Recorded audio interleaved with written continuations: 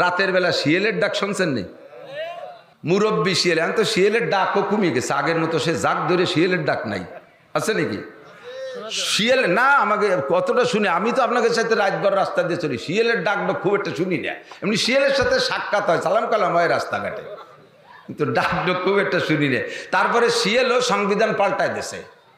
শিয়ালেরও আগে একটা নীতি ছিল, সেই নীতিতে ওরা ব্যাকে আইছে।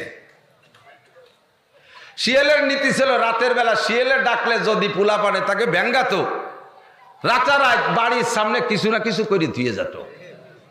মনে আছে নাকি মুরব্বীরা? তারাও সেনতে ফিরে আইছে। তো শিয়ালের আঞ্চলিকভাবে শিয়াল লিডার থাকে। রাতের বেলা এক লিডার যদি ডাক দেয়, তাহলে বিভিন্ন পয়েন্টে কোন চৌরাস্তায়, কোন মাথায়, কোন মুরগির ঘরের সামনে কোথায় কোন শিয়াল আছে, সে জায়গাতে সংকেত দিয়ে মুরব্বীরা জানায় যে আমরা যার যার পয়েন্টে আসি। প্রথম ডাক দেয় এক শিয়ালে, এরপরে দেখবেন চতুর্দিক দিয়ে শিয়াল ডাকে। সারা পৃথিবীর কাফের মুশরিকদের ঐক্য করার জন্য আমেরিকান ডোনাল্ড ট্রাম্প শিয়াল, এ মুরব্বী শিয়াল ওই জায়গাতে ডাক দেয়, ওই বছর জাপানালারা সাড়া দেয়। কথাটা ঠিক না? মুরব্বী শিয়াল ওই জায়গাতে ডাক দেয়, আমাকে ভাষে দাদা বাবু আগে লাফায় যেয়ে পড়ে, ঠিক কিনা? মুরব্বী ওই জায়গা থেকে ডাক দেয়, নেতানিয়াহু হেনতে লাফায় পড়ে। মুরব্বী আমেরিকা থেকে ডাক দেয়, ইউরোপ কান্ট্রির যত রাষ্ট্র আছে সমস্ত রাষ্ট্রপ্রধানরা ল্যাংটা ফ্যাংটা গিয়ে লাফাই এসে পড়ে। দর খালি মুসলমান মার, মুসলিম নিধন আন্দোলন। কাজেই আমাদের আল্লাহ পাক রব্বুল আলামিন সিনেই দেশে এহুদ নাসার ভাই এদিক তাকান, আমাদের মধ্যপ্রাচ্যের যুব্বদারি, আরে বাবা, বাবের আর অভাব নাই। আকামের গুরু 43 বন্ধের যুব্ব একটা গায়ে দিয়ে, মাথায় রুমাইল একখান দিয়ে, তার উপরে টায়ার পেঁচায়।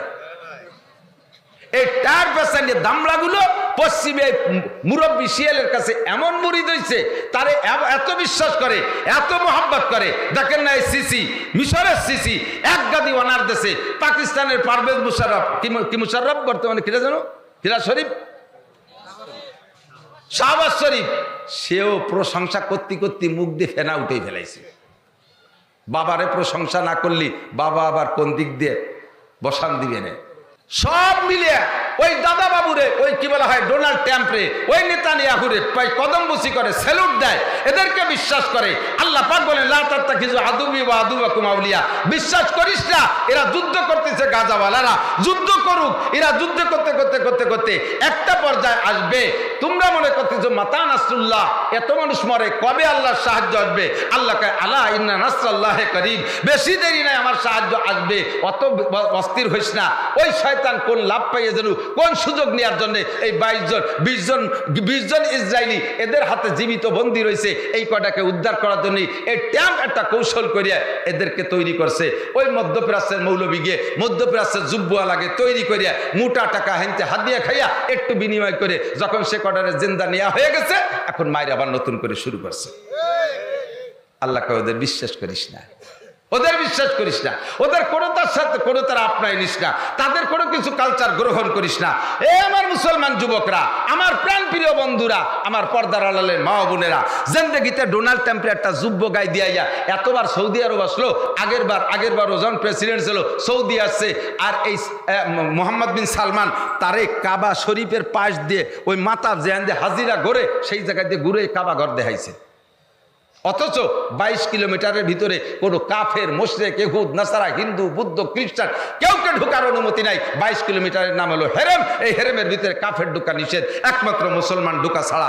ওর ভিতরে ডোনাল্ড ট্রাম্পকে যদি মেরে ফেলাই দেওয়া হয়, তাহলে ইসলামী শরিয়াত অনুযায়ী তার কোনো বিচার হবে না। শতভাগ গার্ড দিয়ে, শতভাগ সিকিউরিটি দিয়ে তারে সেই জায়গায় দিয়ে ঘুরেই নিয়ে গেছে।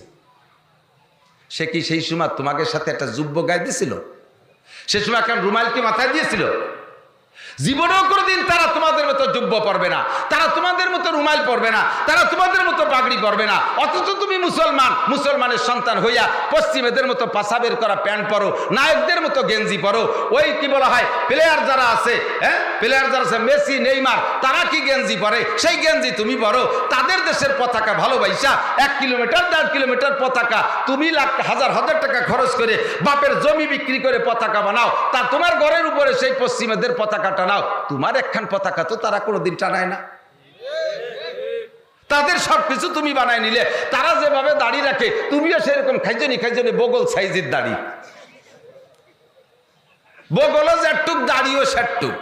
আল্লাহর কি রে দাড়ি কয় না, এর আল্লাহর কি রে কলাম, এই একটুক একটু খাইজনি দাড়িরে দাড়ি কয় না, এর নাম হলো নুস্য দাড়ি। ও দেখলি নুস্য নুস্য মনে হয়।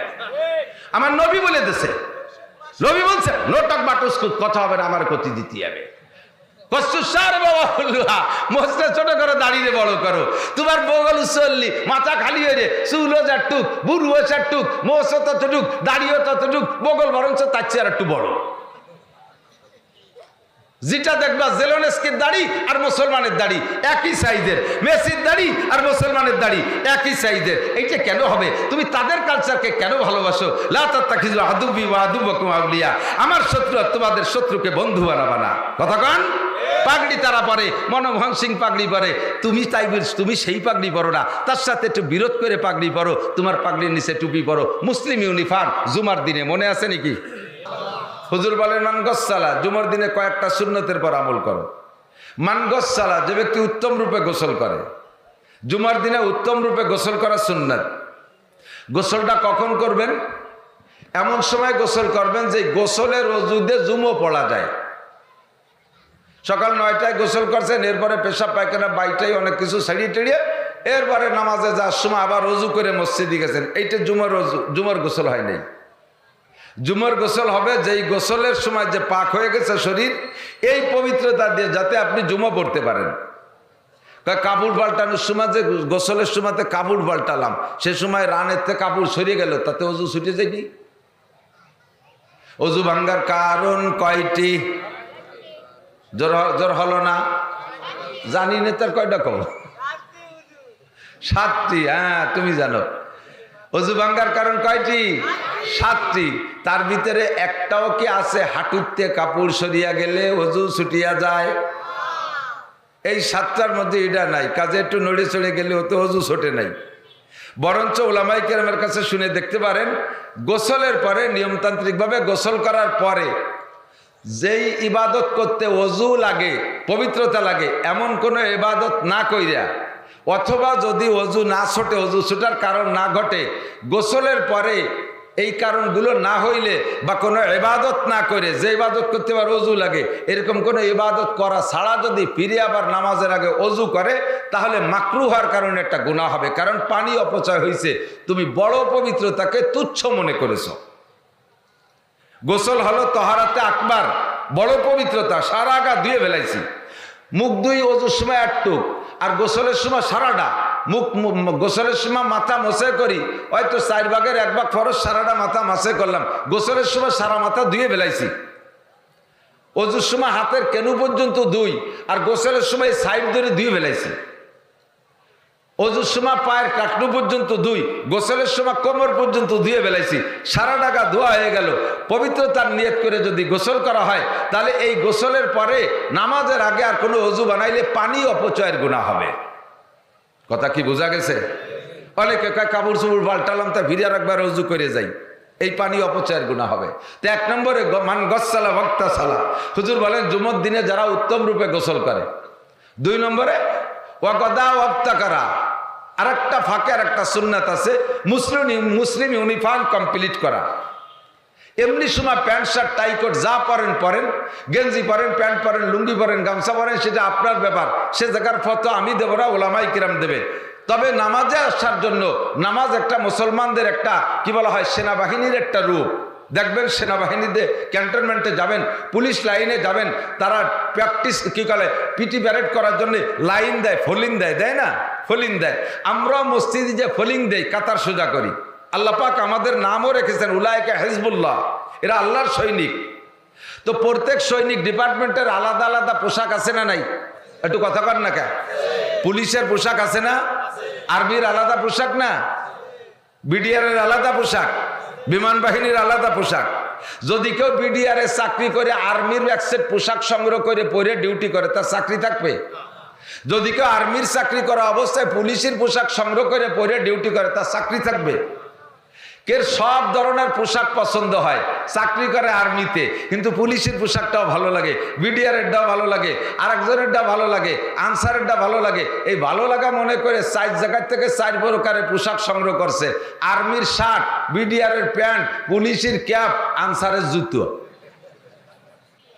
এই 4 প্রকার পোশাক সংগ্রহ করিয়া ইউনিফর্ম কমপ্লিট করে, ইউনিফর্ম জাতীয় পোশাক, ডিপার্টমেন্টাল পোশাক, এই 4 প্রকার পোশাক দিয়ে সাজে গুজে যদি সে আর্মিতে ডিউটি করতে যায়, তাহলে আর্মির প্রধান ওনার গ্রুপ লিডার যিনি থাকবে তিনি তাকে কি বলবে? যাই বেটা, পাগল হয়ে গেছিস নাকি, তুই ইউনিফর্ম বুঝিস না? আর ও যদি কয় স্যার কথা কবেন না, আমি 4 তারিখের খিলাফতি পাইছি, আর্মি, মিডিয়ার, পুলিশ আর বিমান বাহিনী 4 তারিখের খিলাফতি পাইছি, এই জন্য 4 তারিখের পোশাক পরছি, তাতে কি তাকে গ্রান্ট করবে? তুই ইউনিফর্ম বুঝিস না, তুই পাগল হয়ে গেছিস, তোর পাবনা পাঠাতে হবে, মেন্টাল হাসপাতালে পাঠাতে হবে। তা আপনি সেনাবাহিনীর চাকরি করতে গেলে যদি সে জায়গায় ইউনিফর্মটা যথাযথ ঠিক করে যেতে হয়, আপনি আল্লাহর ঘরে মসজিদে আসছেন, কাতার দিয়ে দাঁড়ায় নামাজ পড়বেন, একজন কমান্ডারের কমান্ড ফলো করবেন, কথাক্ষণ ঠিক না? ইমাম সাহেব আমার কমান্ডার না, একজন কমান্ডারের কমান্ড ফলো করে আপনি নামাজ পড়বেন, সে জায়গায় আপনার একটা ইউনিফর্ম থাকা দরকার আছে। ইউনিফর্ম সম্পর্কে আবু দাউদ শরীফের ভিতরে নবী পাকের হাদিস আসছে, সাহাবী বর্ণনাকারী বলেন, মা ক্বালা রাসূলুল্লাহ সাল্লাল্লাহু আলাইহি ওয়াসাল্লাম ফিল ইজার ফাহুয়া বিল কামিজ ওয়া ইজ্জাতুল মুসলিমি ইলা আনসাফি সাকাইহি। হুজুর বলেন মুসলমানদের ইজার হলো, মুসলমানদের ইউনিফর্ম হলো, পোশাক হলো মা ক্বালা রাসূলুল্লাহ সাল্লাল্লাহু আলাইহি ওয়াসাল্লাম ফিল ইজার। সাহাবী বলেন হুজুর পাজামা সম্পর্কে তাহা বলেছেন, মুসলমানের পাজামা সম্পর্কে তাহা বলেছেন, মা ক্বালা ফিল ইজার ফাহুয়া বিল কামিজ, হুজুর মুসলমানদের পাজামা সম্পর্কে যাহা বলেছেন জামা সম্পর্ক তাহাই বলেছেন। তাহলে পাজামা জামার মানে কি? পাজামা যতটুক ঝুল হবে জামা ততটুক ঝুল হবে, এটা হলো মুসলিম ইউনিফর্ম। কতক্ষণ বোঝেন নাই কথা? তাহলে পাজামার মাপটা যদি জানতে পারি তাহলে জামার মাপটাও জানা যাবে। এবার পাজামার মাপটা হাদিসের মধ্যে আছে, ওয়া ইজরাতুল মুসলিম ইলা আনসাফি সাকাইহি, মুসলমানের পাজামা হবে নেসফ সাক, হাঁটু আর টাকনুর মাঝখান, হাঁটু আর টাকনুর মাঝখান এ পর্যন্ত আপনার পাজামা হবে, ও পর্যন্ত ঝুল আপনার জামা হবে। এবার মাথায় পরবেন টুপি, মাথায় পরবেন পাগড়ি। ক্বালা রাসূলুল্লাহ সাল্লাল্লাহু আলাইহি ওয়াসাল্লাম আলাইকুম বিল আমাইম ফাইন্নাহা সুন্নাতুল মালায়েকা। হুজুর বলেন মুসলিম ইউনিফর্ম হলো তোমরা অবশ্যই পাগড়ি পরবা, এটা ফেরেশতাদের সুন্নাত।